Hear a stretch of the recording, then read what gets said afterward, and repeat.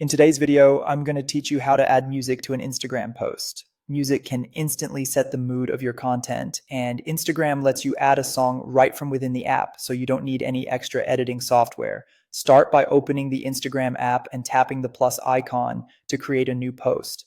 Choose the photo or video you want to share. If you'd like, you can select multiple photos or videos to make a carousel. When you're ready, tap next to move on. You'll land on the caption screen, which is where you'll attach your music. On that screen, tap Add Music. This opens Instagram's music library. You can browse by mood and genre, or use the search bar to look up a specific track or artist. Tap a song to preview it so you can make sure it matches the vibe of your visuals. If you don't see the Add Music option, make sure your app is updated. Availability can also vary by region and account type. After you pick a song, choose the exact snippet you want. Drag the slider to the section that fits your post best, the hook, the chorus, or a subtle instrumental. You can usually adjust the clip length depending on the format. For a single photo or a carousel, Instagram will play a short loop. For videos, the segment you select will lay over your original audio unless you lower or mute it in your video editor beforehand.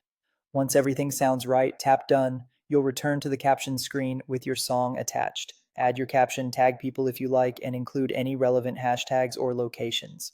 When you're satisfied with how it all looks and sounds, tap Share. Your post will publish with the music included, and viewers will see the track title on the post so they can tap to hear more. Keep in mind, this method works for single photos, videos, and carousels.